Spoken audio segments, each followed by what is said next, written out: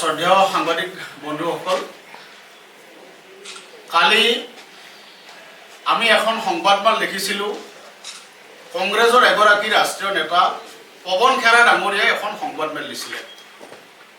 তাত তেখেতে কেইবাটাও বিষয় উত্থাপন কৰিছে আৰু বেছিভাগ বিষয়ে জনতাৰ লগত সম্পৰ্ক নথকা বিষয়। আমি দেখা পাইছিলোঁ যে 2024 চনৰ নিৰ্বাচনৰ আগতো এই একেজন পৱন খেৰাই অসমলৈ আহি কালি দিয়াৰ দৰে একেধৰণে সংবাদমেল দিছিলে আৰু একেবোৰ কথাকে 2024 চনৰ নিৰ্বাচনৰ আগতেও তেখেতে কৈ গৈছিলে। আৰু তাৰ পিছৰ ৰিজাল্ট আপোনালোকে দেখিলে। 19 চনত 9খন আসন আছিলে আমাৰ আৰু 11 চনত আমাৰ 11খন আসনলৈ বৃদ্ধি পালে। পৱন খেৰা ডাঙৰীয়াই 24 চনতো এনেকুৱা কিছুমান অমূলক আৰু বিশেষকৈ আমাৰ মাননীয় মুখ্যমন্ত্ৰীৰ সম্পৰ্কে কিছুমান ভিত্তিহীন কথা কৈ থৈ গৈছিলে আৰু কালিৰ সংবাদমেলতো তেখেতে সাধু কথা কোৱাৰ দৰে আমাৰ মুখ্যমন্ত্ৰী মাননীয় ডক্টৰ হিমন্ত বিশ্ব শৰ্মা ডাঙৰীয়াক লৈ কিছুমান অভিযোগ উত্থাপন কৰিছে, যিবিলাক অভিযোগ ইতিমধ্যে অসমৰ জনতাই বুজি পায় আৰু যিবিলাক অভিযোগ ইতিমধ্যে ভুল মিছা বুলি বাৰে বাৰে প্ৰমাণিত হৈছে। পৱন খেৰা ডাঙৰীয়াই যিমানে সংবাদমেল দিব সিমানেই আমাৰ আসন বাঢ়িব। এইটো আমি যোৱা নিৰ্বাচনতো দেখা পাইছোঁ। তেওঁলোকে কৰা অপপ্ৰচাৰৰ প্ৰত্যুত্তৰ অসমৰ জনতাই প্ৰত্যেকবাৰে নিৰ্বাচনত দিছে, এইবাৰো নিৰ্বাচনত দিব। তেখেতে অৰুণোদয় আঁচনিলৈ কথা কৈছে। তেখেতে কৈছে যে মুখ্যমন্ত্ৰীগৰাকীয়ে নিৰ্বাচনৰ আগতে ভালদৰে কাম বন নকৰিলে, এতিয়া নিৰ্বাচনৰ আগত আঁচনিক লৈ খৰধৰ কৰিছে। আচলতে এইটোৱে দুৰ্ভাগ্য কংগ্ৰেছী ৰাজনীতিৰ কাৰণে যে যোৱা 10টা বছৰৰ বিজেপি চৰকাৰ আৰু যোৱা 5টা বছৰৰ মাননীয় হিমন্ত বিশ্ব শৰ্মাৰ মুখ্যমন্ত্ৰীত্বৰ চৰকাৰখনে কি কি আঁচনি কি ধৰণে ৰূপায়ণ কৰিছে তেওঁলোকৰ আচলতে সম্যক ধাৰণাই নাই। মুখ্যমন্ত্ৰীগৰাকীয়ে নিৰ্বাচনৰ সময়ত খৰধৰ কৰিছে এনেকুৱা নহয়। তেখেতে যোৱা 5টা বছৰে কালি বা আজি তেখেতে যি ধৰণে কাম কৰিছে 5টা বছৰে তেনেকৈ কাম কৰে। যিসকলে অসমৰ মুখ্যমন্ত্ৰী মহোদয়ক অনুসৰণ কৰে, ফল' কৰে, তেওঁলোকে ভাল ধৰণে জানে যে অসমৰ মুখ্যমন্ত্ৰীগৰাকীয়ে 5টা বছৰে একেধৰণে কাম কৰে, এইধৰণে কাম কৰে। অৰুণোদয়ৰ ধন কৈছে যে ৰাইজৰ কৰ কাটলৰ ধন অৰুণোদয়ৰ জৰিয়তে দি এইখন চৰকাৰে অপচয় কৰিছে। পৱন খেৰা ডাঙৰীয়াই এই কথা কৈ আচলতে অসমৰ মহিলাক অপমান কৰিছে।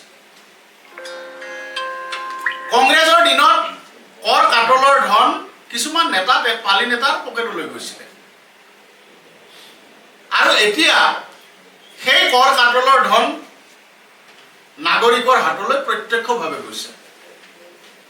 অৰুণোদয়ৰ জৰিয়তে কালি 9,000 টকা যোৱা পৰহি দিনা অসমৰ প্ৰায় 40 লাখ মহিলাই পালে 9,000কৈ টকা।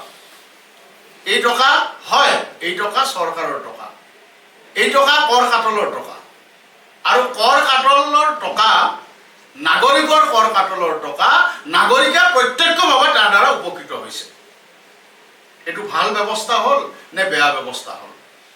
অসমৰ যিকোনো এখন গাঁৱলৈ গৈ, যিকোনো এখন চহৰলৈ গৈ পৱন খেৰা ডাঙৰীয়াই মহিলাসকলৰ লগত এবাৰ কথা পাতক যে এই অৰুণোদয় আঁচনি দিয়াটো ভাল কথা হৈছে নে বেয়া কথা হৈছে। অৰুণোদয় আঁচনিৰ জৰিয়তে অসমৰ মহিলাসকল কি ধৰণে স্বাৱলম্বী হৈছে এই কথাটো যদি কংগ্ৰেছে বুজি নাপায় তেনেহ'লে আমাৰ শাসক দলৰ কাৰণে আৰু ভাল, কাৰণ তেওঁলোকৰ গ্ৰাউণ্ডৰ ৰাজনীতিৰ লগত তেওঁলোকৰ যে কোনো সম্পৰ্ক নাই এই কথাটো এনেকুৱা কথাবিলাকে স্পষ্ট কৰি তোলে।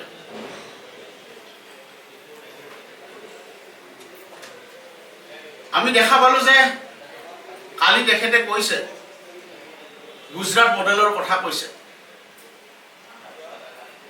আৰু এতিয়া অসমত গৌৰৱ গগৈৰ কংগ্ৰেছৰ মডেলৰ কথা কৈছে। গুজৰাট মডেলে সমগ্ৰ ভাৰতবৰ্ষতে ৰাজনৈতিক পৰিৱৰ্তন আনিলে আমি সকলোৱে জানো। আৰু অসমৰ কংগ্ৰেছৰ মডেল কি, তৰুণ গগৈ ডাঙৰীয়াৰ কংগ্ৰেছৰ মডেল কি, আৰু এতিয়াৰ প্ৰদেশ কংগ্ৰেছৰ সভাপতি গৌৰৱ গগৈৰ কংগ্ৰেছৰ মডেল কি, সেইটো আমি দেখি আছো। কংগ্ৰেছৰ মডেল হ'ল দুৰ্নীতি ভ্ৰষ্টাচাৰ, কংগ্ৰেছৰ মডেল হ'ল গড় হত্যা, কংগ্ৰেছৰ মডেল হৈছে টকা দি চাকৰি লোৱা, হিতাধিকাৰী বাছনিত দুৰ্নীতি কৰা, অবাধ লুণ্ঠন কৰা। তাতকৈ ডাঙৰ কথা, গৌৰৱ গগৈৰ কংগ্ৰেছৰ মডেল, অসম মডেল হৈছে মিয়া প্ৰীতি, বাংলাদেশী মূলৰ মানুহক ইয়াত কৰ্তৃত্ব প্ৰদান কৰা। এয়া হ'ল কংগ্ৰেছৰ অসম মডেল, যিটো মডেলৰ কথা কালি পৱন খেৰা ডাঙৰীয়াই কৈছে। আৰু এই মডেলক অসমৰ জনতাই বিদায় দিবৰ কাৰণে এই অনাগত বিধানসভা নিৰ্বাচনত ইতিমধ্যে সাজু হৈছে। পৱন খেৰা ডাঙৰীয়াই কৈছে যে অসমৰ জনতাই হেনো বিজেপিক বিদায় দিবৰ কাৰণে সাজু হৈছে। তেওঁলোকে আচলতে অসমৰ গ্ৰাউণ্ড যিটো ৰাজনীতি, অসমৰ তৃণমূলৰ যিটো ৰাজনীতি, এই ৰাজনীতিৰ লগত তেওঁলোকৰ সম্পৰ্ক নাই। তেওঁলোকৰ যে তৃণমূলৰ ৰাজনীতিৰ লগত সম্পৰ্ক নাই, এই কথাটো মই দুটা উদাহৰণেৰে আপোনালোকক বুজাই দিব পাৰোঁ। তেওঁলোকে মাজতে দুটা যাত্ৰা ল'লে। প্ৰথম এটা ল'লে কি, ৰাইজৰ পদূলিত ৰাইজৰ কংগ্ৰেছ। অসমৰ কোনখন গাঁৱৰ ৰাইজৰ পদূলিলৈ কংগ্ৰেছ গ'ল? ক'ৰবাত আমি দেখিলো নেকি? সম্পূৰ্ণৰূপে ফ্লপ শ্ব' হৈছে। তাৰপিছত তেওঁলোকে এটা পৰিৱৰ্তন যাত্ৰা উলিয়ালে। আপোনালোকে দেখিছে পৰিৱৰ্তন যাত্ৰাটো এতিয়া চলিয়ে আছে নে বন্ধই হৈ আছে, আপোনালোকৰ সংবাদ মাধ্যমতো আমি দেখা পোৱা নাই। সেইটো বন্ধ হ'ল বুলি ঘোষণা কৰিছে যদিও আমাৰ কাৰো চকুত পৰা নাই। তাৰমানে তেওঁলোকৰ পৰিৱৰ্তন যাত্ৰাও ফ্লপ হ'ল। আৰু এমাহৰ ভিতৰত নিৰ্বাচন। তেওঁলোকে যিটোৱে যাত্ৰা লৈছে, ৰাইজৰ ওচৰলৈ যাবৰ কাৰণে যিটোৱে আঁচনি প্ৰস্তুত কৰিছে, প্ৰত্যেকটাই ফ্লপ শ্ব' হৈছে। তাৰপিছত তেওঁলোকে কৈছে যে ৰাইজে কংগ্ৰেছৰ চৰকাৰ পাতিবলৈ হেনো উদ্বল হৈ আছে। আৰু তাৰ বিপৰীতে আপোনালোকে সকলোৱে দেখা পাইছে, অসমৰ ৰাইজে দেখিছে জন আশীৰ্বাদ যাত্ৰা। মুখ্যমন্ত্ৰী মহোদয় নেতৃত্বত, আমাৰ প্ৰদেশ বিজেপিৰ সভাপতি দিলীপ শইকীয়া ডাঙৰীয়াৰ নেতৃত্বত অসমত 8 দিন ধৰি যি জন আশীৰ্বাদ যাত্ৰা হ'ল, তাত 10 লাখতকৈও অধিক অসমৰ জনতাই প্ৰত্যক্ষভাৱে মুখ্যমন্ত্ৰী আৰু ৰাজ্যিক সভাপতিগৰাকীক আমাৰ আশীৰ্বাদ দিছে। যোৱা 10টা বছৰৰ বিজেপি চৰকাৰ আৰু যোৱা 5টা বছৰৰ মুখ্যমন্ত্ৰী মহোদয়ৰ কাম কাজৰ সন্তুষ্ট হয়, অভাৱনীয় উন্নয়নত সন্তুষ্ট হয়, তামোল এখনো নোখোৱাকৈ চাকৰি পোৱা ল'ৰা ছোৱালীবিলাকে এটকাও ঘোষ নিদিয়াকৈ হিতাধিকাৰী বাছনিত জৰিয়তে স্বাৱলম্বী হোৱা গাঁৱৰ মহিলাই হিয়া উজাৰি মুখ্যমন্ত্ৰী মহোদয়ক আশীৰ্বাদ দিছিল।